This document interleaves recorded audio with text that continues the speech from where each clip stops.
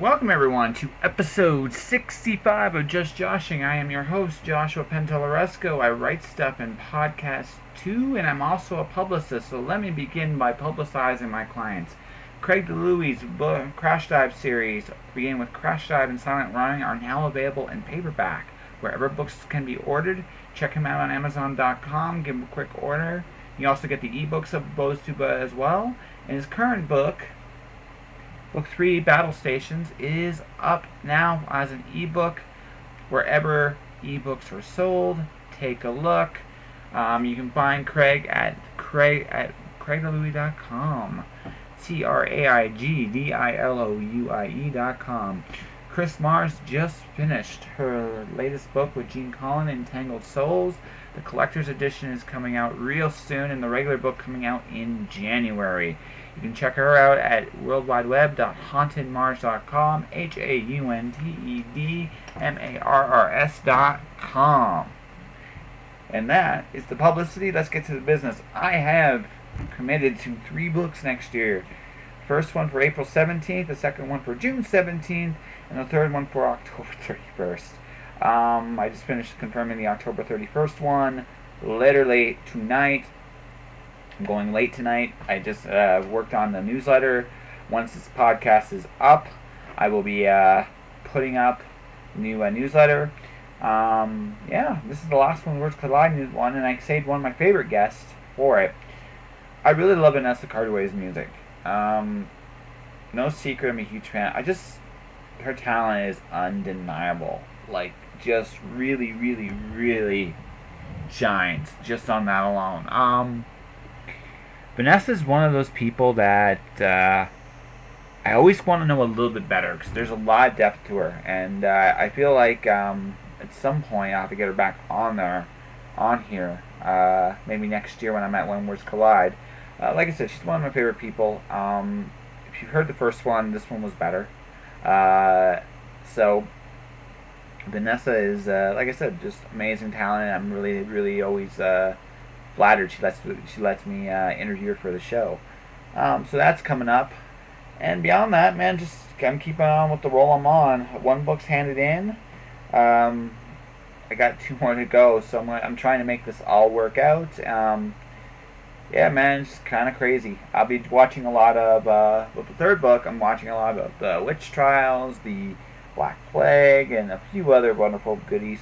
Kind of writing horror for the first time, so horror is, I think I can do it.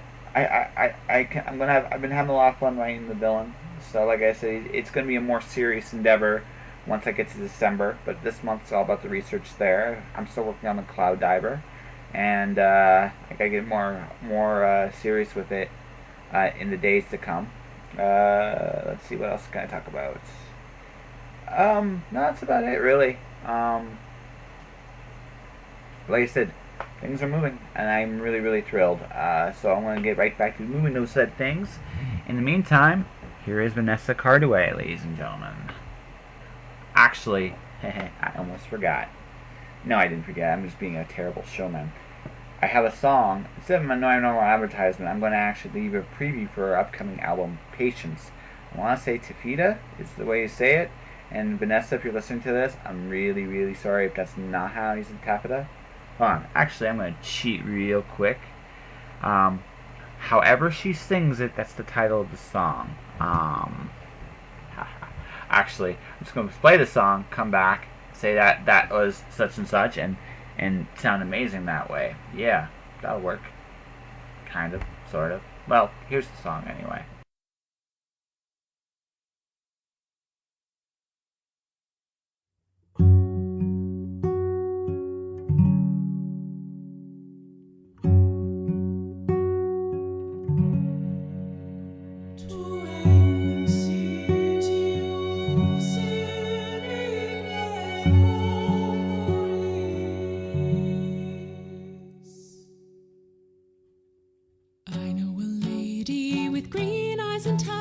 Who speaks only when spoken to by changes in the wind.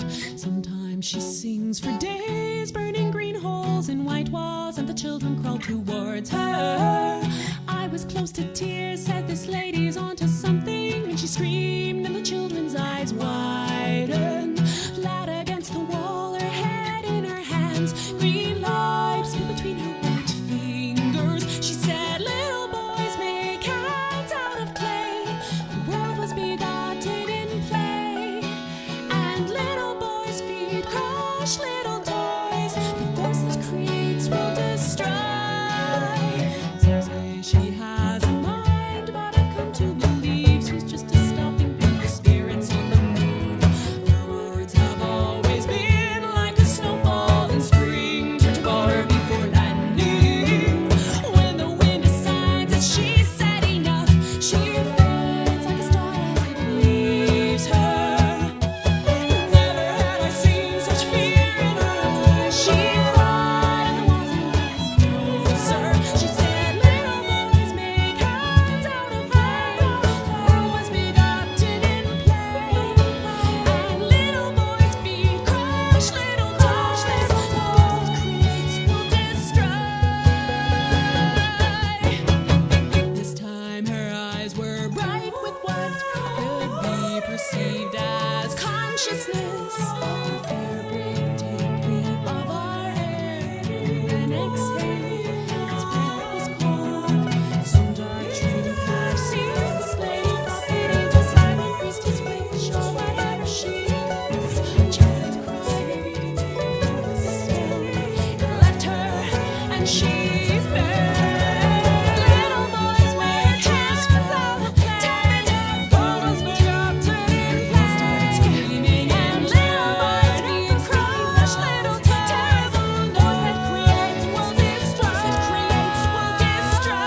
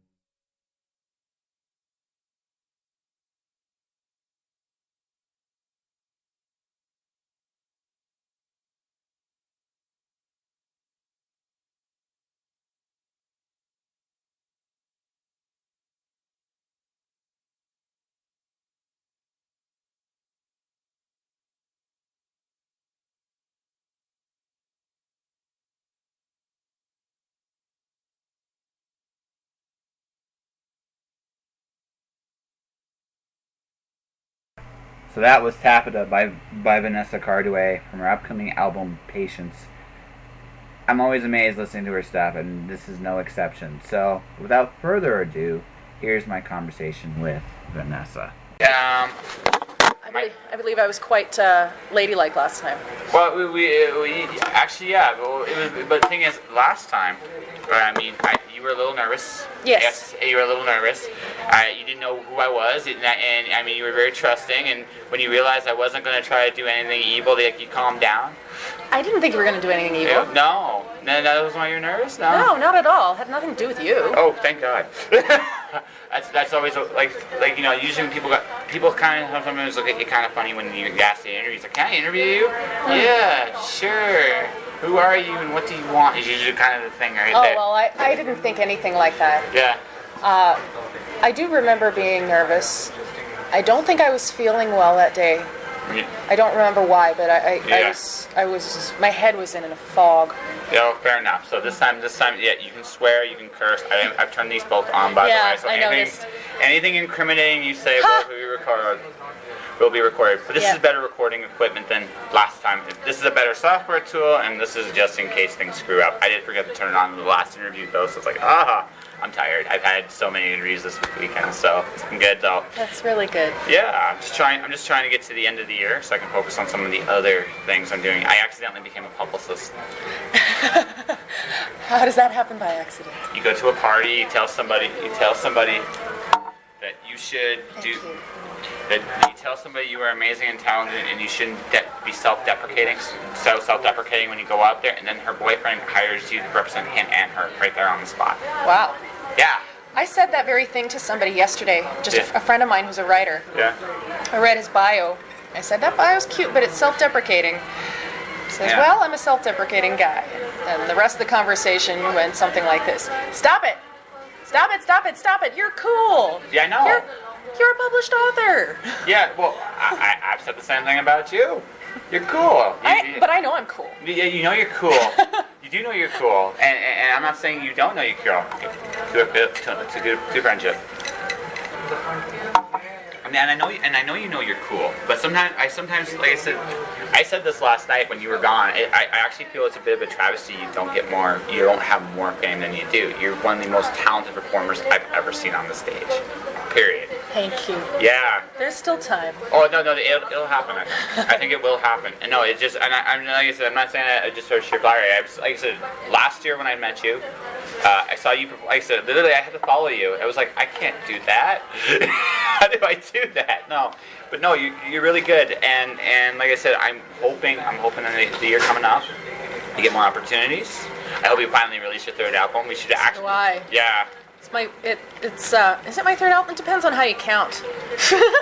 Okay, Vanessa Cardui, I got Milk and Cookies. And the first one. Before Filk and Cookies was Thought Experiment. Yes, that's right, which I have. Before Thought Experiment was Indelible, which I made with my band Hero Incredible, which no longer exists. Okay. And then in between in there, I don't even remember when. I think it was before Filk and Cookies. I released an EP called The Wine Dark Sea. Oh, I have that. That was 5 songs on it. Actually, I have that one too. I got that one. That was the first one I got from you. Actually, it was really interesting. Like I said, your range is incredible. You got these love ballads where poetry fails. You have also the fun ones, right? Mm-hmm. Right. You also have the fun ones like there are in Milk and Cookies, and then that your EP was another thing altogether. So I'm almost thinking, like, do you want to do like concept albums like each time, or is it just something that, which is where you are in your state of mind at that point in time? I think I remember you asking me about that before. Mm-hmm. The answer is both. Some of my albums I write very deliberately, and when I say some of my albums, I'm talking about like past and future, because I have a lot of albums in mind, and some of them are really bound together by a concept for sure. Not a concept album in the sense of it telling a story, but they, all the songs they go together with common themes and common style. But then others are just sort of, all right, Vanessa Cardui 1, Vanessa Cardui 2, Vanessa Cardui 3. Like this is the best of what I have this year, in essence. It's cool.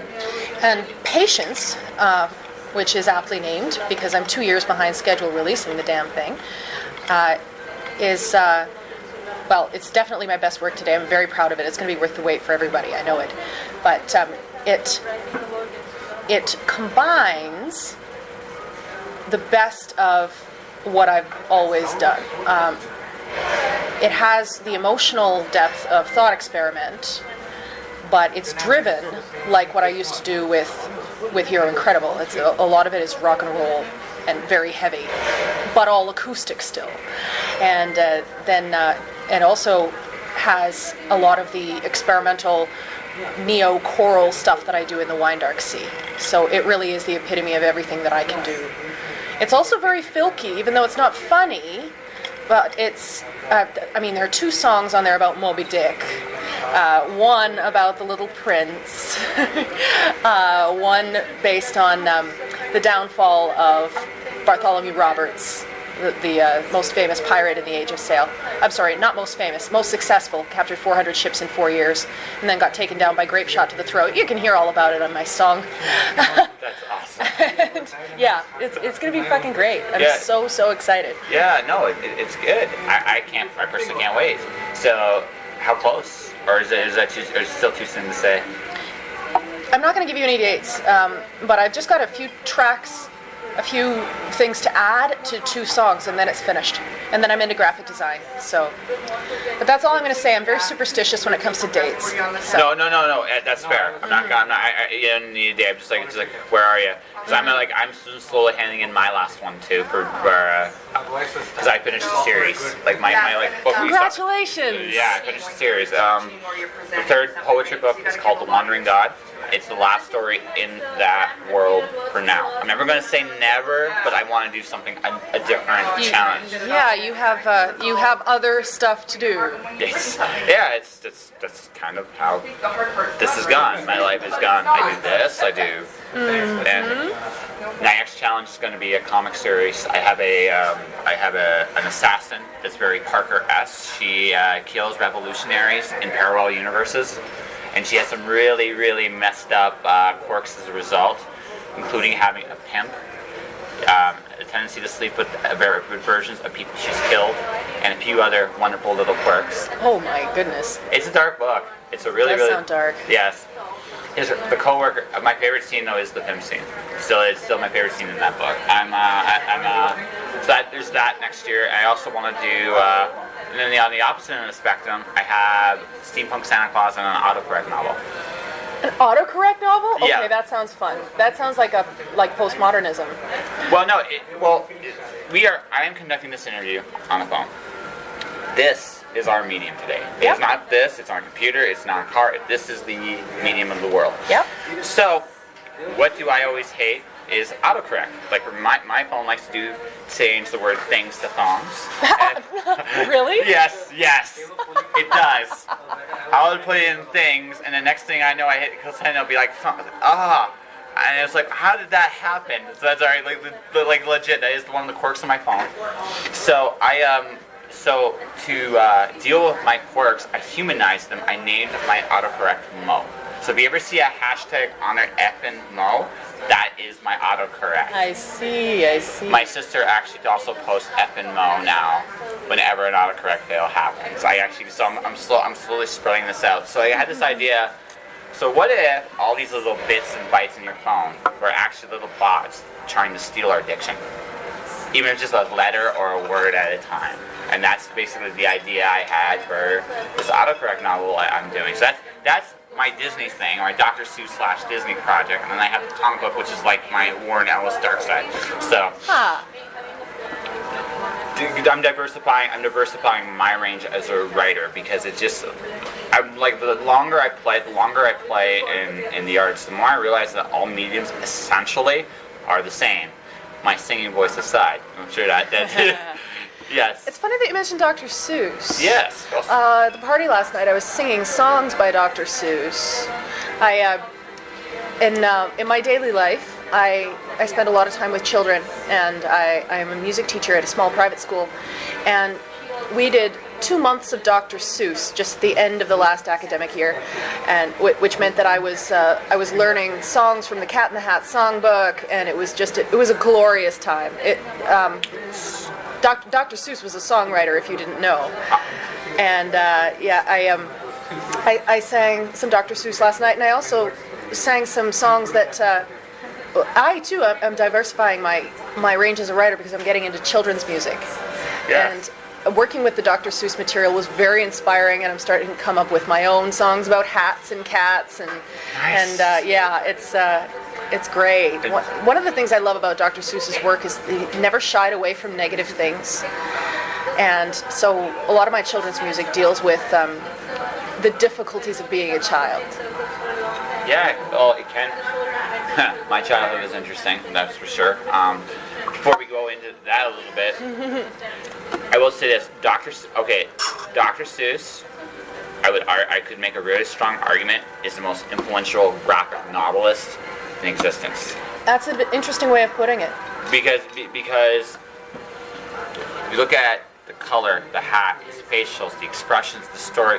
He is the epitome of what every comic book tries to do. I've never thought of it that way, but it makes perfect sense. Yeah, no, he is. You could make. I remember. Okay, this is gonna be a horrible thing, but this is not. I thought this was the ultimate compliment from a YouTube show. The Epic Rap Battles had William Shakespeare versus Dr. Seuss. Oh yeah, fantastic. Yeah. I once got drunk and had a Dr. Seuss rap battle with somebody, and I totally owned. Yeah. I fox and soxed that guy's socks right off his fox. Yes, awesome. But the point of that rap battle, and this is the thing I really like. They respect the heck out of Dr. Seuss because what happened was Seuss won 1-on-1. Shakespeare wouldn't take him for granted, and then Seuss ran him over to such a point that Shakespeare's like, oh, you're actually good. So then Shakespeare turns it up a notch. I still say Shakespeare won that rap battle, that all said. But I mean, in literary terms, there are three people I would not mind being compared to, even if I'm a poor man's version of them. He's one, because I look again. He's one of the best storytellers in any medium he played in. Yes, and one must never underestimate the importance of children's media. Now, there's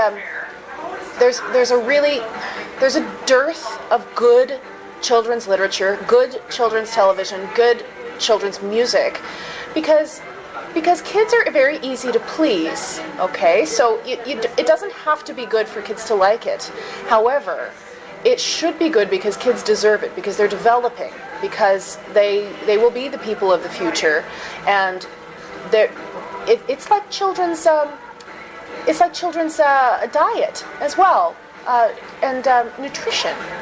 You know, you can feed kids crap and they'll be happy, but they won't grow up correctly, right? It's the same with literature, and Dr. Seuss and his popularity and his how prolific he was and the amazing quality of what he did, it has changed the world one child at a time. Absolutely, and honestly, when I look at doing young adult stuff, that's the model. Yes. No, I mean, like when you look at one of the reasons. Okay, I'm a graphic novel fan. I'm a comic book junkie. That's my crack of choice. But the thing is, if you look at, I'll show you this real quick. If you look at my book, I do. Yeah, here, just hand it to me. Yeah, I do words and pictures all over the place here. And these are your own illustrations? I wish. Okay. I don't have that yet. That's Florence Chan did the illustrations to this. But under your guidance, yeah. Well, there's definitely some direction. When you do collaboration, this is what I find best. You have an idea of where the story goes, and you let the people that artists are creative people too. And they are some of the. Yes. And the thing is, it's better. And even when you do comics, when you do any kind of collaboration, it's always best, right? It's always best to actually let them get involved and tell the story. Florence enriched my stuff, and because of how she approached the world. And we're meeting very soon about book 3 because this is going to be the big one. And she's interested, and I really enjoy working with her, and I want to close it out with stuff. She's amazing. But the whole idea of using graphics and stuff, I mean, that's Dr. Seuss. That's right. Now I'm a little bit more wordy than Seuss because I'm not as good as he was, and that's I have no problem admitting that. But the thing is, there's definitely an influence of that and a few other things like in my work, and I don't mind that's when I do the autocorrect thing. I actually want to use if I do any graphics and stuff like that, I want to use the phone as the template for how the story works. Yeah, brilliant. I love that idea. Yeah, no, because it's the medium we're using. It's the one medium everybody, whether you're an adult or a kid, will understand it. Aha. Well, it's paintings on cave walls, right? Yeah, absolutely. But I made myself a promise too. I'm going to attend your songwriting thing next year. Oh yes, please do. I don't know why you haven't so far. I do it every year. This year was my 5th year running, because in 2012, that was my first When Words Collide, which was the second When Words Collide ever. I had just released my album Thought Experiment, and Randy McCharles, whom I don't even remember ever meeting him. I feel like I've known him forever, because I was very involved for a while with Conversion, which is a convention that is now defunct, and a lot of what made it great has gone on and lives on in When Words Collide. But Randy attended my CD release, and he was really impressed and invited me to be a songwriting guest of honor, because he wanted songwriting represented as a medium that's a little bit underrepresented in this community. And so I came and I gave a big performance. I brought in lots of other musicians. It was an absolutely great time. I had such a good time. And now I'm back every year. They put me to work every year with the songwriting workshop, hosting the open mic, and just generally making spontaneous musical moments wherever I go. And she's amazing at it, folks. If you ever get the chance, go see her live. She's again, very, very gifted performer. I don't perform very much these days. I'm a bit of a recluse. I'm very much a studio gal at the moment. But that'll hopefully change because I got to do both, but it's hard to do both at once. Well, no, it truly is. The reason why I didn't go this year was because I've been doing podcasts nonstop since I got here. So woohoo! Yeah, no, it's just I'm trying to get them all done for the rest of the year essentially because I've gone 2 a week and I'm now as of your interview I'm about 2 months ahead. Very good. Yeah, I'm about 2 months ahead. So because I'm trying to balance my time better. Yes. Yeah, and that's and constant problem for creative people. Yes. No. Money versus time it's honestly what it comes down to. You need money to pay bills, but you want time to actually do your stuff. And now, I'm at the point where I charge for my time a lot more now. Yeah. Me too. I almost never work for free, though I do it sometimes when I'm working with great people. For example, today at 4 o'clock is the launch party for this amazing new speculative fiction anthology called Strangers Among Us, and edited by Lucas Law and Susan Forrest. And it's an anthology of short stories in science fiction and fantasy around the theme of mental illness. And I was asked to compose an original song and perform it at the launch. And that is a volunteer thing. It's a lot of work, but I jumped at the chance because it's such an honor. It's such an important book. It's such an important event. And furthermore, when I get asked to create something original for a specific purpose, I get really rewarded creatively because I create something I would not have otherwise. And I'm very excited to share my brand new song about mental illness tonight. Oh, cool. I can actually go do it. You're going to come? I'm going to come, yeah. Great! No, I am going to come because my 4 o'clock got moved to 2 o'clock, which means I can actually do it. I'm actually going to see it. But that's the reason I didn't go to your songwriting this year was my own schedule is just crazy. Well, that is valid. Yeah. When you're doing your own thing, geez, keep doing it. Well, no, absolutely. But I actually really do because it's a medium I've never played in is actually writing music. So, I could probably do a rap, but I don't count that. Rap is music. No, I agree. But what I want to actually learn about music is beats. Okay. Because that's a language I don't understand. Lyrics I kind of get because again it's not. Oh, it's literary. Yeah, it's literary, right? Yeah. Lyrics I get, but when you have like that muscle where you have a sound in your head, kind of deal, I have not a clue about that at all, right? Right? It's. Again, ultimately, I feel all languages are the same. All arts and all mediums and all jobs are ultimately the same. But that all said, every job has its rules, and you don't need words to compose brilliant music. That's true. Right? Whether it's like something like Call to Cthulhu from Metallica, which I really think is an awesome instrumental, or whether it's something classical that's really I've enjoyed. Like stuff like the Magic Flute. That's a fantastic. Oh, of course. The Magic Flute is brilliant. My mother is a very accomplished opera singer, and that's the world that I grew up in. So I am an opera chick. Yeah, it's just there's some beautiful, and the thing about the Magic Flute is by and large there's no sound, but the thing is music. No, that's not. No, it's not. There's no words. Oh, there are words. They're just in German. Ah, fair enough. Just because you don't understand the words, nice try. Yes. But music in itself is language. Yeah, exactly. Yes. And I don't understand. I don't fully understand that language. If that makes sense. And that's something okay. I'd like to actually learn a little bit more because I can understand. I understand the language, say, of a comic book or a movie, or because I understand how. The difference between movies and comics is motion.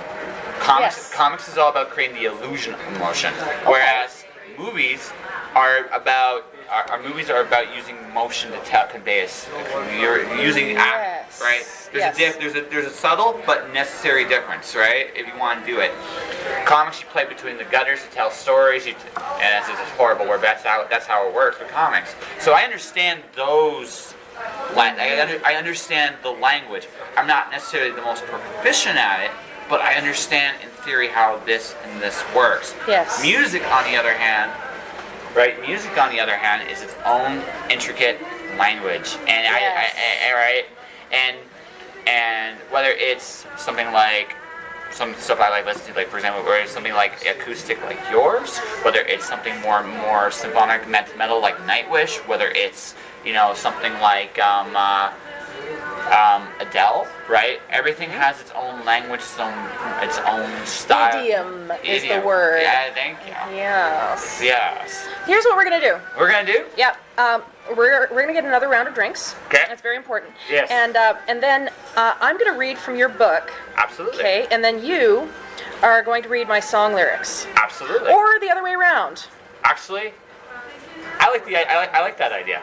Well, who's going first? I think I'll go first. Pick Well, one. I have some lyrics right here, and waitress is wandering back. Yes. Yeah. She's awesome. She knows we're doing an interview, so she's been really, really discreet. Yes. Yeah. Absolutely. Excuse us. Yes. Could we have another round, please? Sure. Thank you so much. Yes. See your taping, so I. Yes, I know you're great. We just said how great you are. Actually, no, legitimately, we just did, yeah. Yes. By the way, real quick, what's your name? Lorian. Josh. Nice to meet you, Josh. Yeah. Lorian, like a DeLorean. Yes, without the duh. Yes. It does come out occasionally when I've been drinking. I'm but sure. I'm You want to hear the Vanessa. story behind the name? Because you're author. Oh, totally. So, I'm a December 20th birthday. Okay. So, and my mom was a nurse in the hospital. I was delivered. So they did. My dad thought they picked the name Denise, but when I was born, my mom's like, she's not Denise. So everybody was saying, why don't you name her Holly? Why don't you name her Carol? Because I'm a Christmas baby. Oh, that's so. But my mom wanted to honor her sister Laura with my name. My middle name is my dad's sister who introduced them, so they wanted to honor my Aunt Laura. So my dad had an ex-girlfriend who had a sister with the name Lorian. My mom liked the name, and they made up the spelling. Awesome. But you were supposed to be Denise, so you really are DeLorean. Yes. Look at that. Yeah. I even got me some baby gifts that were like to Denise. Another gin and great. soda with lime Yes, and a Actually- screwdriver. Do you want lime with it or? Actually, at this point now, I've had this. What's the house special? We don't have a house special today. No. What else you got? Pretty much anything. Do you want a mixed drink, or are you looking beer, or are you looking? I'm just looking at just a pint of beer. Okay, so our beer on tap are both locally made. They're Big Rocks. We have a traditional ale, and we have their Grasshopper, which is a wheat ale. Grasshopper. So a pint of Grasshopper, and I have gin, soda, and limes. That's Thank you right. very much. That's right. So how do you turn your phone on again so I don't look Oh, at right. naps? Okay. So I don't look at naps. Here you go. Okay. Go for it. I am the proverbial clam. I have everything I need. The tide is high and I really soak it up, drip for drop. I've been cynical, gloomy, and inimical. Very good lyrics. Thank and you. it's starting to bore me. Why not trust every wonderful, wet, salty miracle life puts before me? And it's grand being covered in sand. My heart is wide open to the gifts of the tide, and life's looking up. Bloop-a-doop, be-doop-a-doop-doop. That part's in the original clan language. That's awesome. I got a story for you. I am simply all that I am, even when I choose to hide what is precious inside. The tide is high, and goddamn, I am one happy clam. Sweet. Okay, what do you want me to read of yours? You want something dramatic, or do you want something a little bit more? I want you to choose, man. Oh, okay, let's see. Actually, you'll like this one. I have no doubt. Oh, it's my favorite chapter. So All right. Jailbreak. It's long. Jailbreak. I awake to metal bars around me. I'm lying in a perfect square. Other prisoners stand around me. I am a prisoner again. This time, the cage is literal. I'm furious. How long have we been here? How much time have we lost? The trail has to have gone cold by now. Tears trickle down my face before I furiously choke them back. No, I'm not going to cry here. Not now. I'm not going to give up. We've come so far. We can't stop now. In this cell, I face myself and move past the void in my heart. All the anger and hate and rage and all I've lost comes loose. All my pain, my rage, all I've lost is here.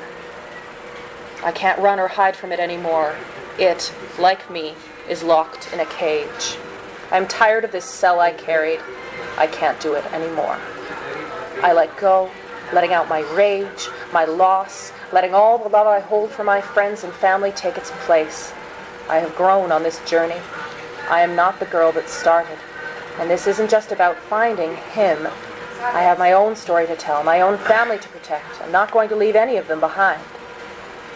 I examine the cell I'm in and the ones around it. There is a hall between the cells, and in it a man is reading something, relaxed by the bars that hold us here, unconcerned by the hostile glares directed at him. Will is in another cell, surrounded by other prisoners, all of them human, each looking at the other with mistrust. Nikki looks defiant in her cell. Her eyes are cold and angry.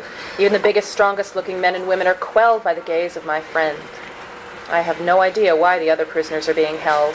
Some have the same eyes as the dragons, predatory and all-devouring. Others are scared, just like us. We have to get out of here. I whistle. Will and Nikki look at me, both with relief. I am touched by their concern. The guard looks at the three of us, then gazes back down at his scroll. We are just children, he seems to think. What could we do? I howl. Will and Nikki join me. The other prisoners follow suit. Our screams join in unison. The common desire to be free roars in us all. The guard puts down his scroll and stands. He bangs on our cells, speaking with command in his voice. We ignore him, screaming to the heavens. The building bristles at our screams, shaking in protest to the sound of our voices. The walls shed their skin, pieces falling to the ground. The guard motions for someone down the hall. Two men with visors and shades, dressed all in black, trudge down. They come to my cell and point at me, their demands for silence made apparent by the clanking of their sticks.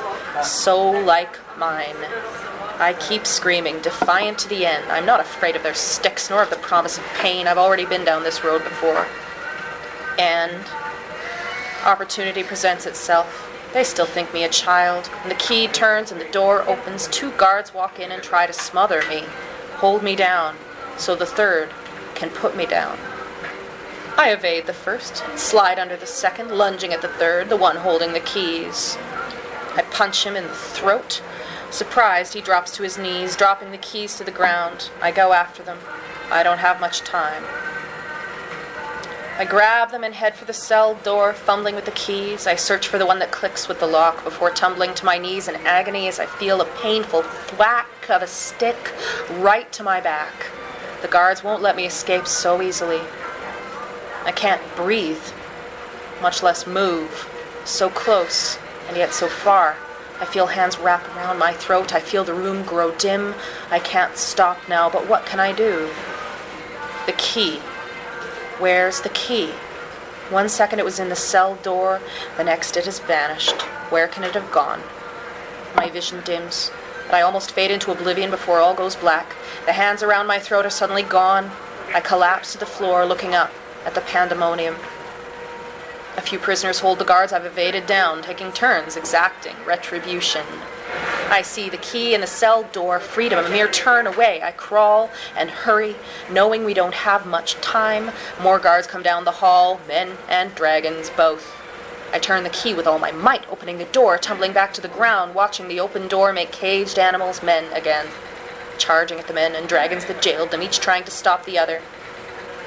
I remember our compound on fire, and know this too will end in flame. Is this all we know? Can we not do better than this? I feel arms grab me. I stand up, shaky. Will and Nikki are beside me, free of their own cells, looking for a way out. We need to leave. This city didn't welcome us. There has to be something better out there. Something more than a city of dragons.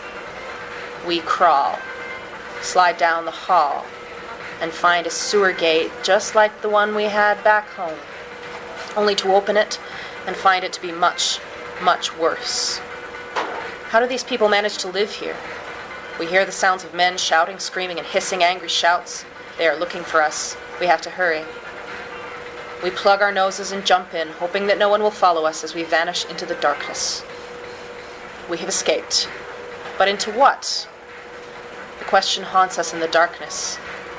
Where do we go from here? So what do you think? It's out of context, Yes. but it's fun. Yes. Yeah. Yeah. My favorite protagonist because she's a badass. Like I enjoyed evolving her, and she evolves even more in book 3. It's okay. Nothing happened. Nothing. What happened? I'm not throwing citrus. No, never. I wouldn't. Never. Not in a million years. No. Good lyrics. You actually, one thing about it's funny. You remind me of the first story. The first actual short story I ever wrote was about dolphins. But because I was big in oceanography. But the thing of it was, right? I did the whole thing in the dolphins' language. I realized my.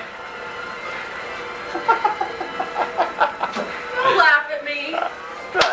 I'm a civilized person, okay? I believe you. Yeah, I threw a lime wedge across the room, and then I went and I picked it up and I threw it away because my mother raised me right. That's good. She raised me with opera and manners. Well. So, Cool. dolphin language. Yes. It's all good. It's all good. I am the proverbial clam. I have everything I need. The tide is high and I greedily soak it up, drip for drop. That is awesome. I've been cynical, gloomy and inimical, and it's starting to bore me. Why not trust every wonderful wet soul to miracle life puts before me? And it's grand being covered in sand. My heart is open wide to the gifts of the tide, and life's looking up, up, up, up, up. I am simply all that I am, even when I choose to hide what is precious inside. The tide is high, and goddamn, I am one happy clam.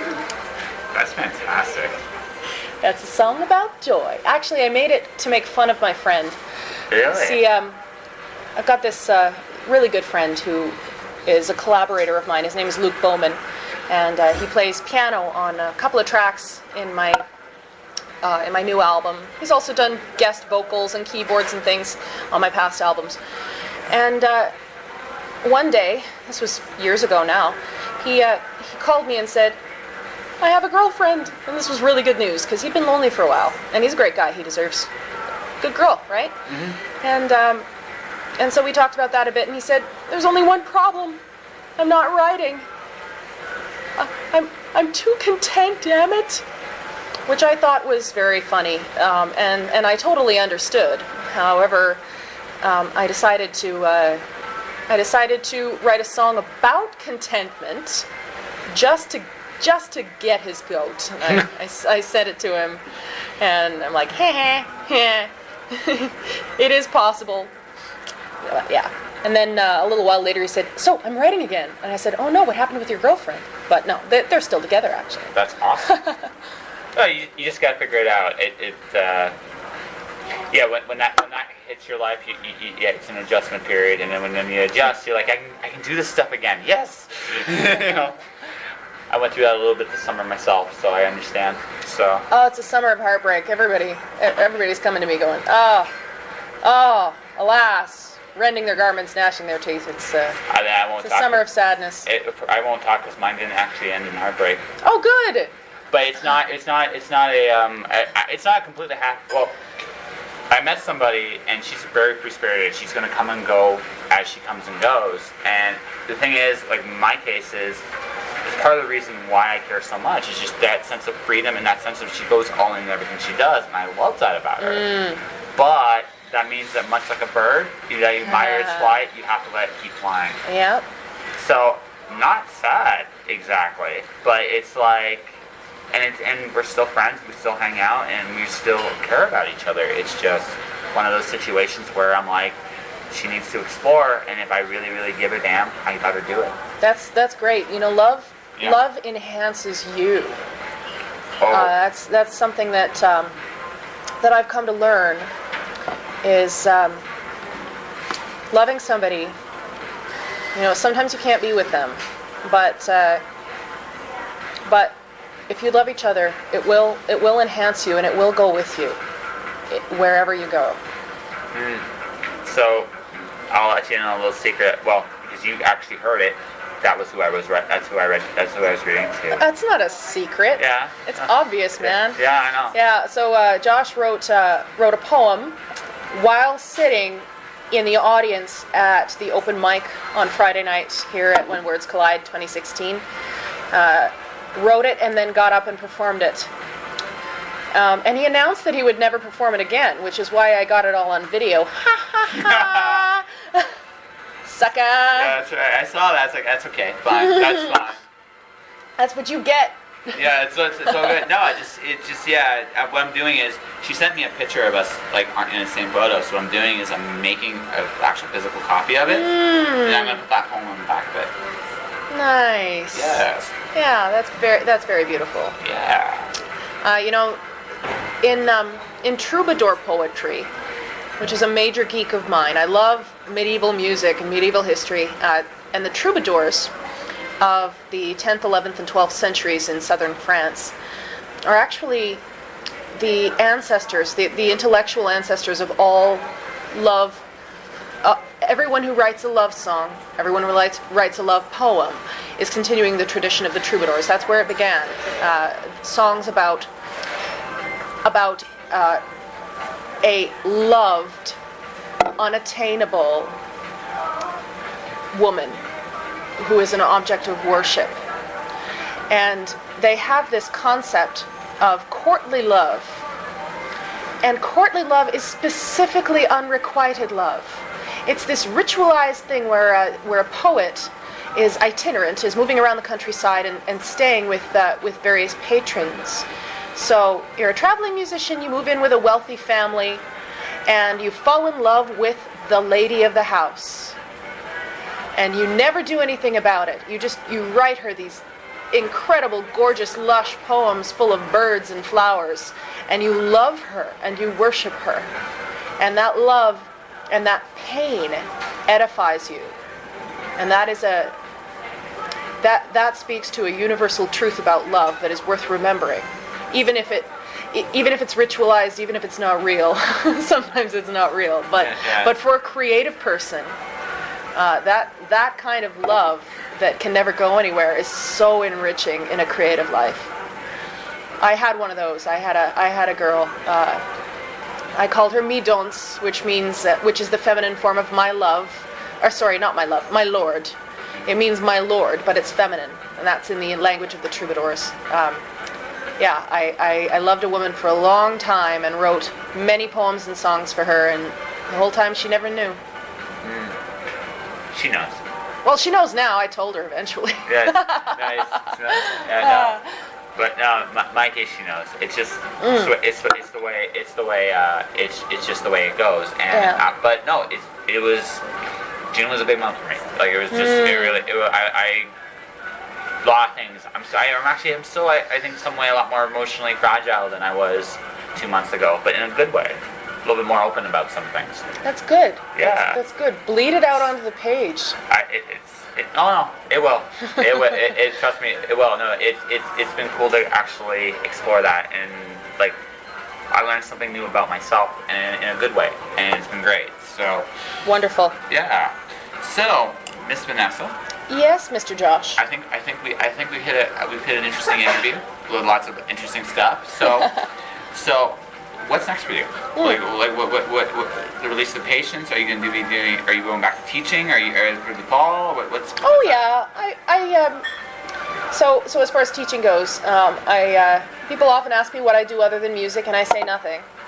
But what they're really asking is what my day job is. And one day I hope that I won't need a day job. But of all the day jobs a person could have, I have the very best one. I work at the Phoenix Foundation, which is this small private school here in Calgary that that collaborates with homeschooling families and has a lot of very innovative educational programs. It's absolutely fabulous. And I've been working there now for 6 years, so that's not going to end. I'm going back in the fall.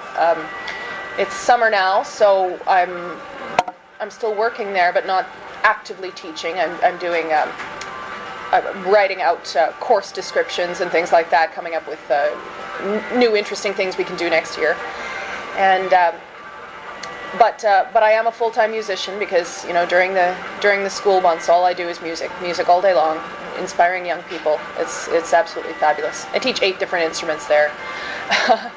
But what's next for me? I'm going to release this CD, and I'm going to have a fabulous release party. It's going to be just fucking unreal. I'm going to bring in a bunch of different musicians to bring to life the stuff that I can do in studio, put it on the stage, like I did when I released Thought Experiment. It was a very lush, elaborate concert. But then also, I want to have a panel discussion at the CD release with me and my collaborators. I haven't talked to them yet, so I can't name anyone who will be there, but I think that would be really fun. Take questions from the audience, make it like something that would happen at a con like this. And then I'm just gonna keep going. I always have work. I have work as a recording engineer, doing all sorts of different things. Well, when Patience is released, then I'll have some decisions to make about what I want to do next. I always have so many ideas and so many things I want to do. So we'll see. It's find the time for it all. So if people want to find you, where can they find you? www.vanessacardui.ca. That's VANESSA, Vanessa, and then Cardui is CARDUI, as in, if you're drinking tonight, don't get into your CAR because you'll get a DUI. .ca, because we're in Canada. VanessaCardui.ca, and click on online store once you're in there, and you can listen to samples of a lot of my music. And listen to something from each album, because every album is very different from the last one. And I'm also on Facebook, Vanessa Cardui.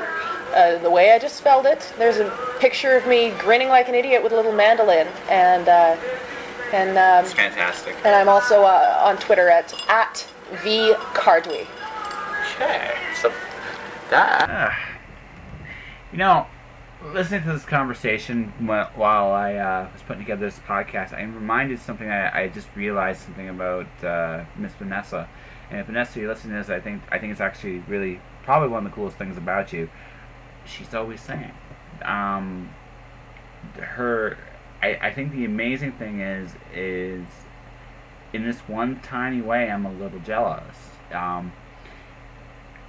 She's always got music in her head and in her heart, and she sings. Whether it's a conscious, I don't think it's a completely conscious thing anymore. It's just that's what she does, and it's amazing to just listen. And I'm just thinking about this because I remember listening to her at the Robert Sawyer's party. She just sang. It's just what she did, and she sang in the interview, and she sings. There's just music in her, and it's a really amazing thing to be around someone with that much talent, and they're just pouring it out. It's incredible, actually. So, anyway. Check out Vanessa on our website. Check out some of your music. If you get the chance, go see her live. She's worth the show. She doesn't get... no, I could say this. She doesn't get the audience she deserves when she goes to some of the shows she does. She deserves a packed house. And I know she has performed in front of a packed house before, but everybody should hear her. They really, really should. Alright, and that is this episode of Just Joshing. Buy the shirts, buy my books, buy my clients' books, check out Vanessa's stuff, my guest book stuff. Chase your own dreams, be willing to work hard and pay the price to get there. Above all else, though, stay inspired. I'll talk to you next week. Alright.